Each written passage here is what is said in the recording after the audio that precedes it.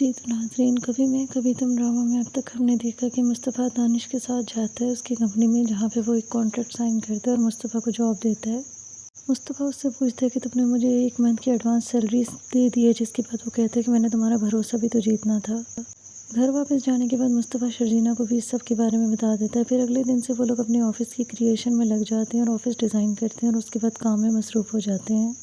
मुस्तफ़ा के अब्बा काफ़ी ज़्यादा परेशान होते हैं उसकी वजह से, और अदील मुझे पूछता है उनसे कि आप क्यों इतना खामोश रहते हैं, तो वो फिर भी कुछ नहीं बोलते। फिर अदील उन्हें कहता है कि आप तैयार रहिएगा, मैं शाम को आपको अपने साथ लेकर जाऊँगा।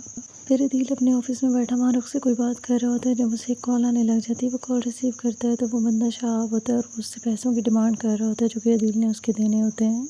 वो अदील से कहता है कि उसे उसके पैसे जल्द से जल्द मिल जाने चाहिए, वरना उसके लिए अच्छा नहीं होगा। दूसरी तरफ मुस्तफ़ा गेम बनाने में पूरी तरह से बिजी होता है।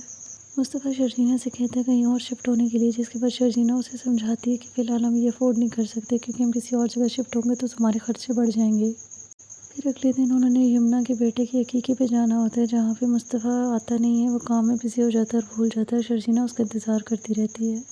जब वो घर आता है तो वो शर्जीना से कहता है कि वो बिज़ी था, इस वजह से उसको देर हो गई और वो जा नहीं सके, वो किसी और दिन चले जाएंगे। अदील मारूफ के साथ एक रेस्टोरेंट में बैठा होता है और उसे कुछ प्रेजेंटेशंस वगैरह दिखा रहा होता है अपनी, जब इतनी देर में उसे फिर से शहाब की कॉल आने लग जाती है। शहाब उसको फिर से धमकी देता है और वो उसे 1 हफ्ते का टाइम देता है उसके पैसे देने के लिए। साथ ही वो उसे कहता है अगर उसने ना दिए तो उसके लिए अच्छा नहीं होगा। इतनी देर में मारूफ अदील के लैपटॉप से सारा डेटा वगैरह कॉपी कर लेती है। मारूफ बासित से मिलती है और उसे डेटा सारा दे देती है और साथ ही उसे बता देती है कि अदील को किसी शहाब की कॉल आ रही थी, जिसके बाद वो काफ़ी परेशान हो गया था। दूसरी तरफ मुस्तफ़ा काफ़ी ज़्यादा बिजी होता है और वो अपने बिजी होने की वजह से शर्जीना को बिल्कुल भी टाइम नहीं दे रहा होता। फिर अदील इजाज़त के पास जाता है और उन्हें जाकर सारी बात बताता है। वो भी उसको कहते हैं कि शहाब का पैसा जल्द से जल्द दे देना चाहिए, क्योंकि वो जो कह रहा है वो कर भी सकता है। दूसरी तरफ बासित सारा डेटा मंसूर को भेज देता है।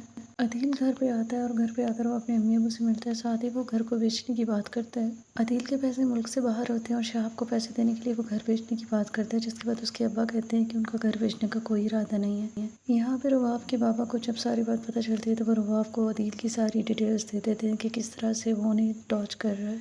उनके राइवल्स के साथ मिलकर वो किस तरह से इनकी सारी कंपनी को नुकसान पहुंचा रहा है और उनसे डील्स करके उनसे पैसे ले रहा है।